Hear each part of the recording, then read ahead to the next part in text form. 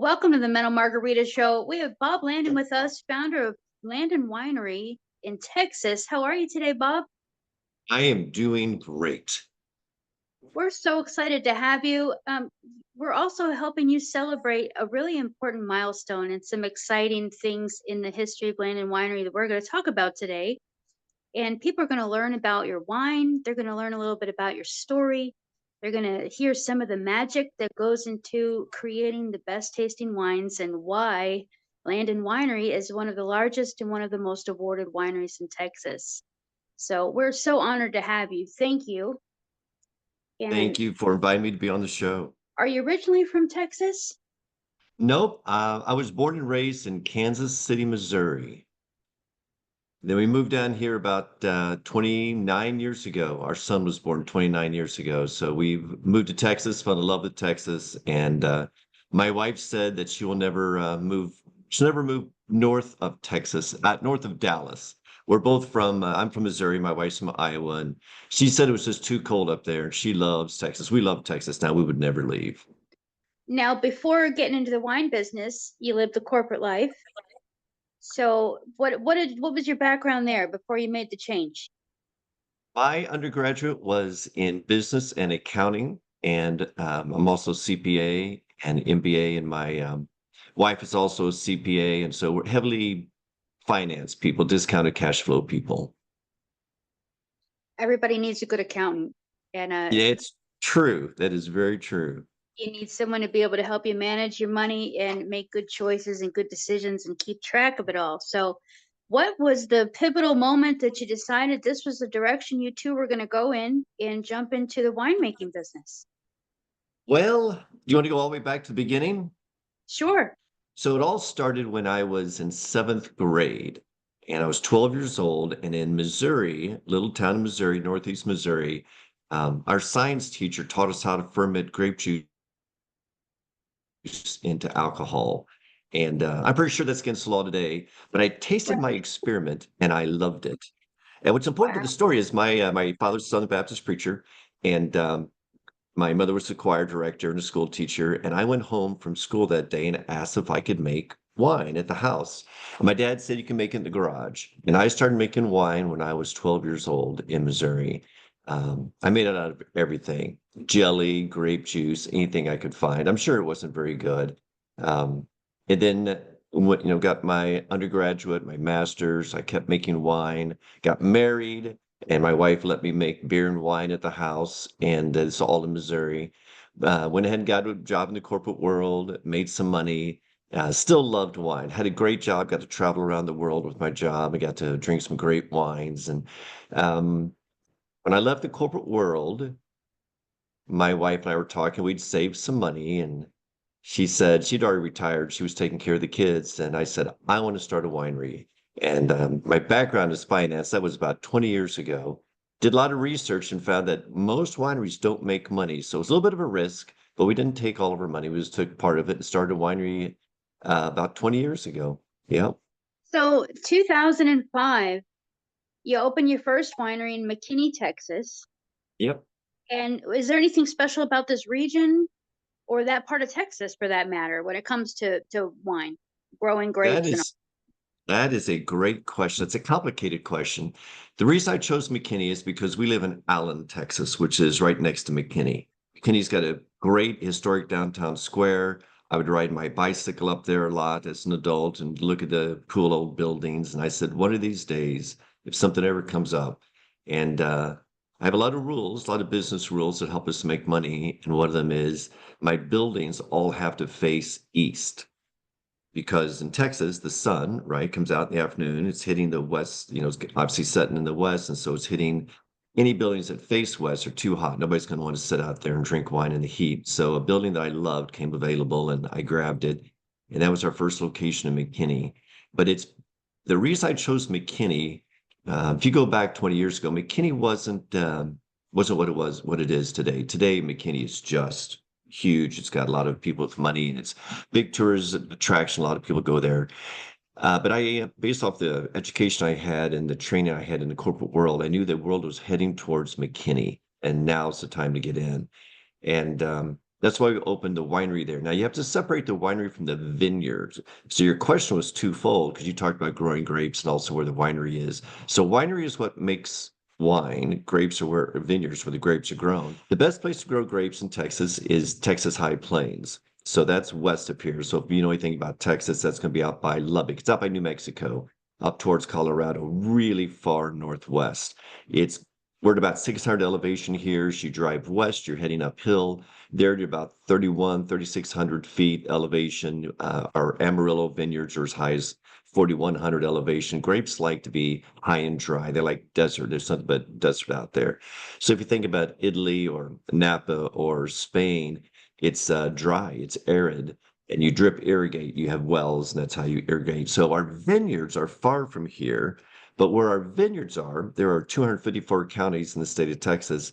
Of the 254 counties, one of them grows 75% of the volume of Texas grapes, and that's where we grow. It's by far the best place to grow, but there's literally no one there. There is a little county seat. It's got like one hotel, one bar. The bar closes at like 6, but it is by far the best place to grow. There are thousands of acres of grapes out there, and that's where we grow. But you need to put your winery where people are that have money, and it helps if they want to give it to you, and hence McKinney. Well, that ties it all together and helps us understand a little bit more about the growing process and what's needed Mhm. for that. Now, a short 5 years later, you opened your second location in Greenville. Yes. Um, that's a lot of businesses struggle when they start, and you put a lot of thought and a lot of preparation into this. Was there something specifically that you were able to tap into that created this higher demand that you needed to have that second location? It's a great question. So when people go to our McKinney location, most of them are shocked to think that we used to make all of our wine in that little building, 4,000 square feet. But if you look at the floor, you can see the drains, the concrete floors. I still call the front room the barrel room because that's we started with 20 barrels. We had four, one, two, three, four, five stainless steel tanks. We had some carboys. We started really small. So we outgrew our McKinney location pretty quick, and I needed to expand. So hence, that's why we went to Greenville. We already owned some land out in Greenville. Now, Greenville is heading the wrong way for growing grapes. It's heading east. And as I said earlier, that you really want to grow west. So the buildings were inexpensive. They were cheap. They were undervalued. So I was able to buy quite a bit of buildings. We bought 50,000 square feet of buildings, moved the winery production facility there. We have our distribution centers there because the wine doesn't know or care where it's being made. It doesn't care where it's being distributed out of.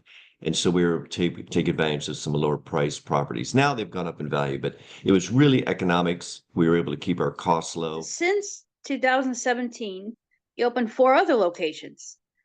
Yep. So the Grapevine Winery that actually opened during the pandemic, and during this time there was a lot of people struggling, and what comes to mind to me right away is if people are trying to cope, they might be ordering more wine to try to deal with the lockdown and being stuck inside. But how did you pull that one off during that really that time that was just so unstable for others? Well, I'm going to finish answering the question you asked earlier as I think about this. You were also asking why did we need to expand to Greenville? Um, my wife, my wife does not drink alcohol. We've been married 35 years. It's just not her thing. She's obviously not against, making alcohol, but she would ask all the time. She said, "Why do we sell so much wine?" And in 20 years, we've never had a year where we lost money. We've always been profitable. And I say, I know what good wine tastes like.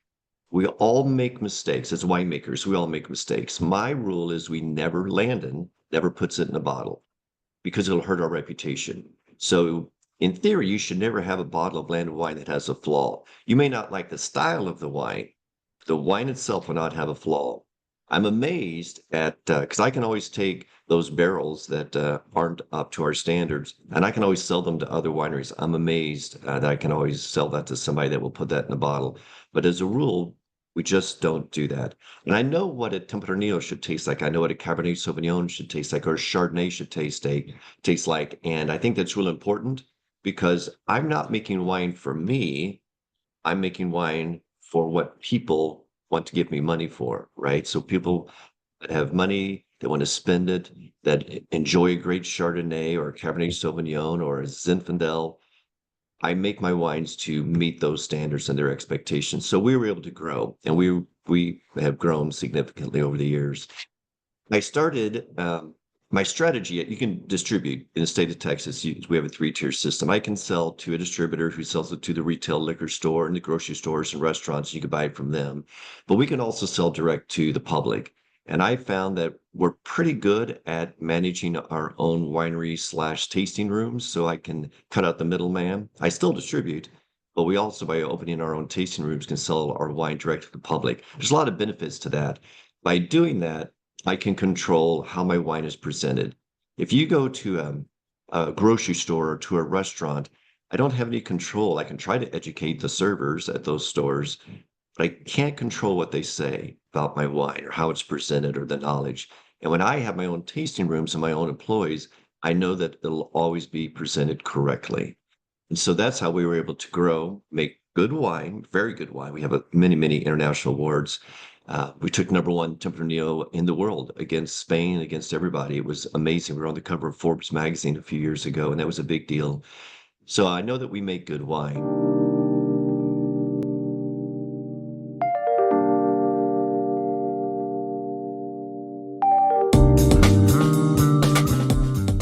We entered an international wine competition recently, and in this category, it was a dry white wine that we entered. It took #1 dry white wine in the world in this international wine competition. That's Texas grapes, made and bottled right here in Greenville, Texas. You live here, you can just come down, enjoy some wines, world-class wines, look at all the awards that we've won, and just enjoy some great wines without having to go to some other city. And the judge, he called me, and he had all these questions about the wine, like how did we make it and how was it harvested, how do we prune it? I said, it just grew perfect, we didn't have to adjust the pH or anything. And he said it came down to, because it's all double blind, so the judges do not know what the wines are or where they came from. When it came down to 2 wines, the judges were evenly split on the wines. And so he's the head judge, and so they gave the 2 glasses to him to make this call. He tasted both wines, he said, this is the winner. They unveiled the wine, and he said he was shocked at 2 things. One is that it was Texas, and that it was Vermentino. We beat every Chardonnay, every Pinot Grigio in the world in this international wine competition, made and bottled in Greenville, Texas. You do not have to go to Italy or to Dallas to have some great wine.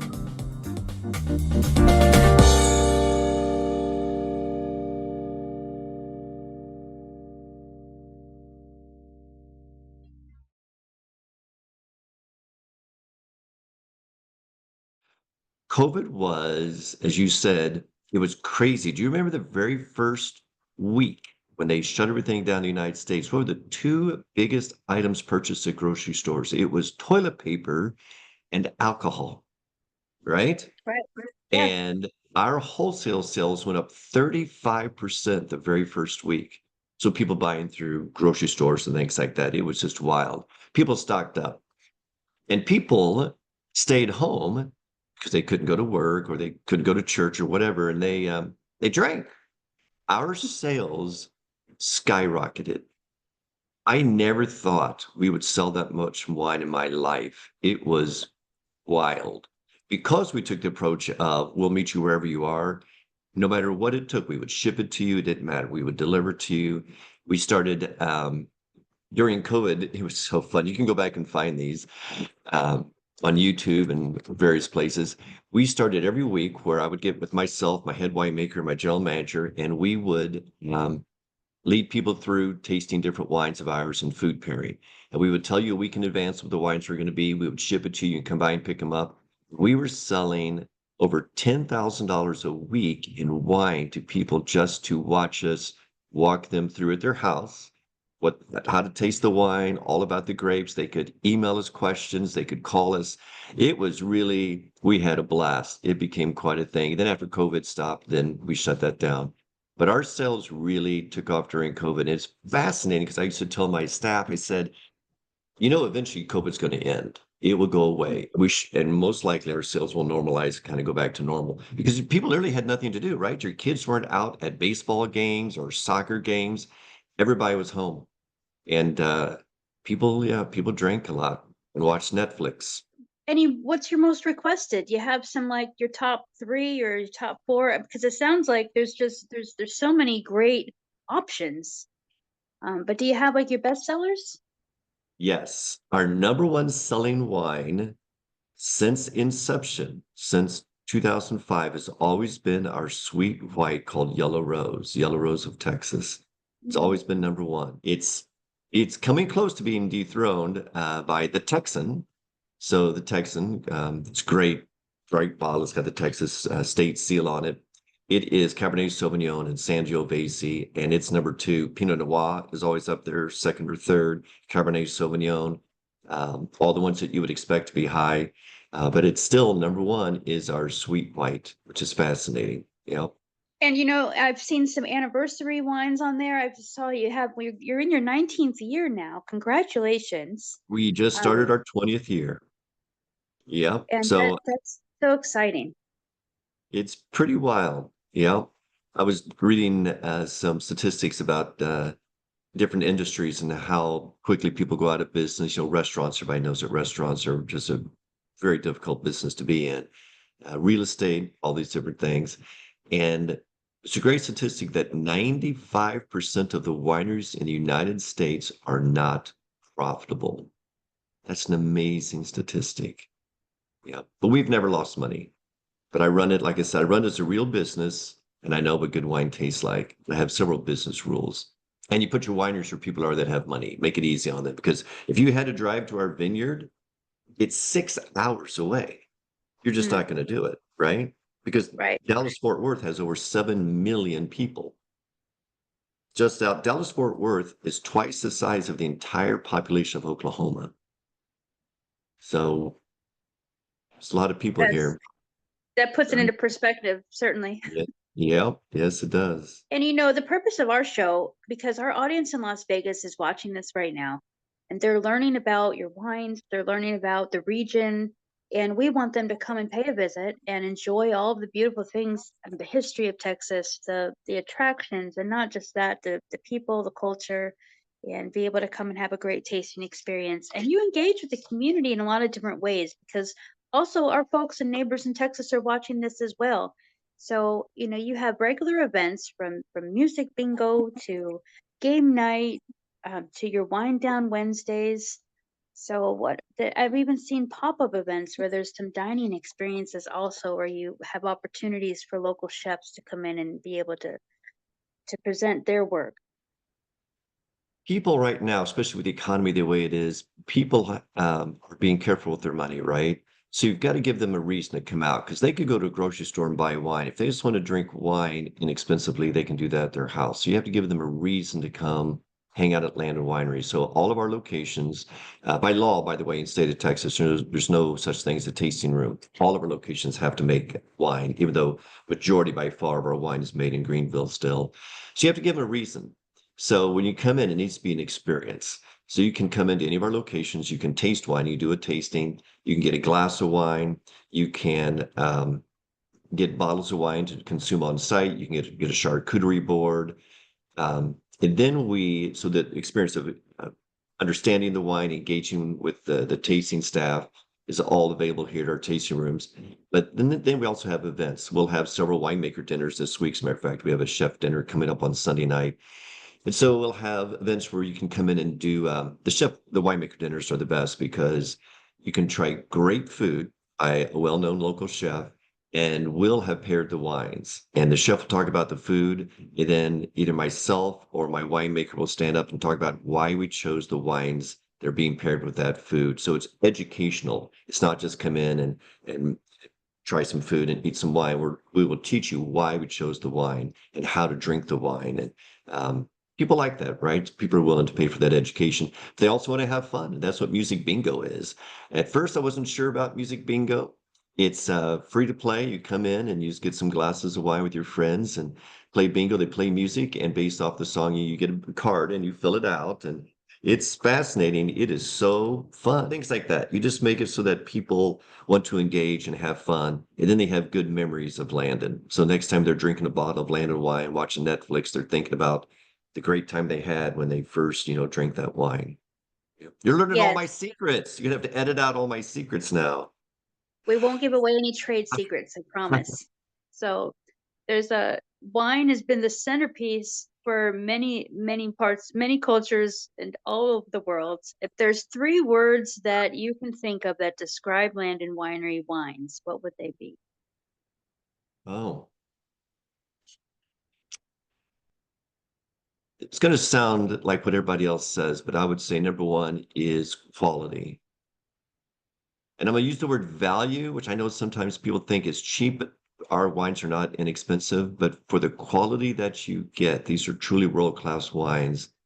They are priced very well. So value, quality, um, and it's gonna be a bit fun. I want people to think of fun things when they have Landon wine. That's great. And it sounds like they're gonna have a fun time when they come to visit. And and you make that experience fun, and that's we all have to remember to enjoy life. The name of the show is called Mental Margarita for a reason. It's our escape, it's our passion. You've obviously found yours in the winemaking business, and it's just been a part of you for so long. But what's your mental margarita? How do you get away? If and it could be something fun, it could be something relaxing. You're kind of get away from the day if it gets a little hectic. Because of the job that I have, I love what I do. Love, love, love every part of it. I love talking to people. I love talking about wine. I love making wine. Um, for me, I kind of alluded to it a little while ago, is and what I've found is for me, and it's true for other people, is when you're drinking that wine, you remember when you were at the winery. So if you're sitting there at the vineyard, you're sitting out on the patio at the vineyard and you're enjoying a glass of wine and you're having a great time, and it could be anywhere, whether it's Texas or whether it's France or Italy. And then later you buy that wine, you're sitting at your house. You're not in your house anymore. You're remembering sitting there with the cool breeze, the sun in your face, and you're drinking your favorite wine at the vineyard. And that's my mental margarita, is have a nice glass of wine and go to those places. Yep. So Yes. Well, thank you for this show. This has really been interesting. It's really fun. well, we're excited for people to hear it, and I'm looking forward to having them come and visit you as well. So thank you, Bob. You have a wonderful rest of your day, and we'll be checking in with you for those updates on your special anniversary coming up. That's right. 20th anniversary. Thank you very much. We'll talk to you soon. All right. Bye bye now.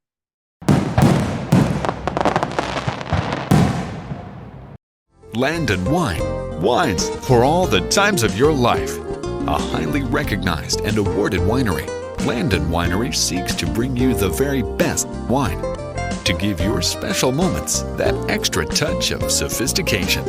Landon Winery brings the finest grapes to their wines to produce elegant and unique wines that are a perfect accompaniment to any occasion. Landon Wine. Wines for all the times of your life.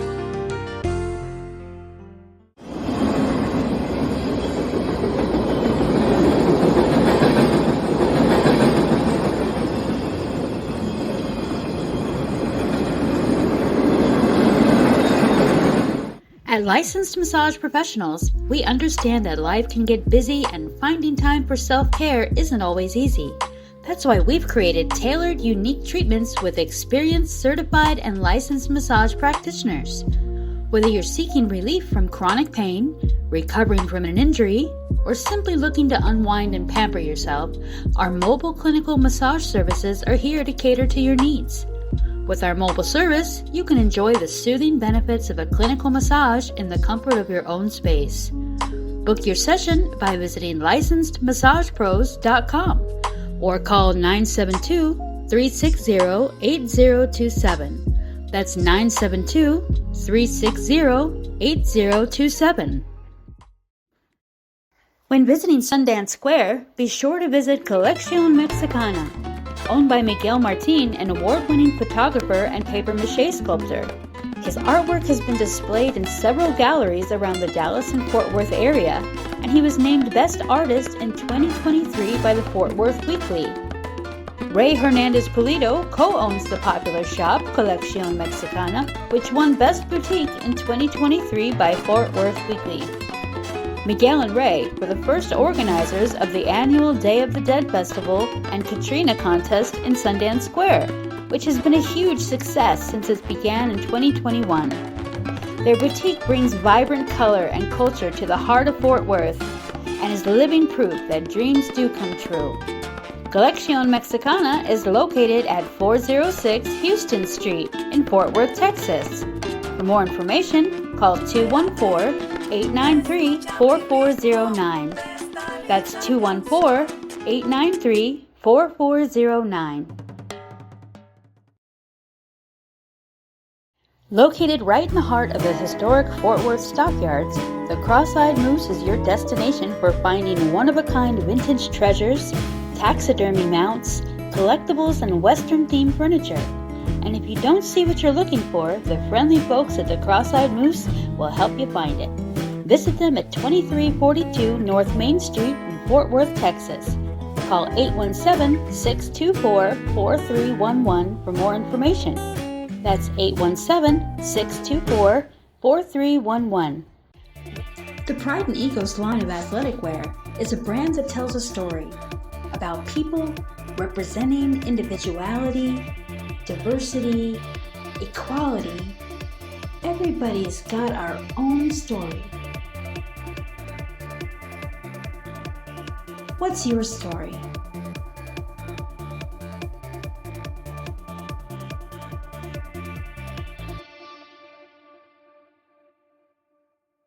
If you're a fan of both traditional and contemporary fine Western art, you'll want to visit this art lover's paradise, the Adobe Western Art Gallery, which houses Western-themed paintings, sculptures, bronzes, Native American jewelry, and some amazing Southwestern hats you won't find anywhere else.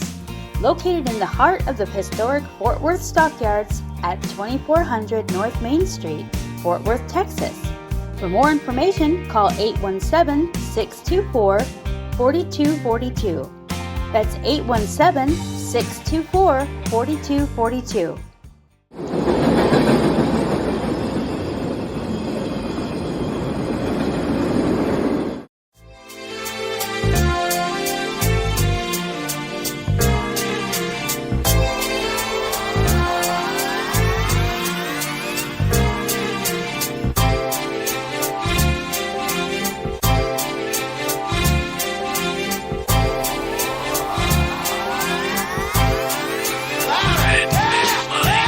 Starstruck, here's a sprinkle of the stardust. Hold your champagne glass and your cigars up. See the guys with mob ties drive the cars up. Bright lights, most nights they buy the bars up. Candy coated Chevy cars on the highway. It's Frankie Baby, it's on and this is my way. Dean Martin at the Sands this Friday. With Sammy Davis, here's a little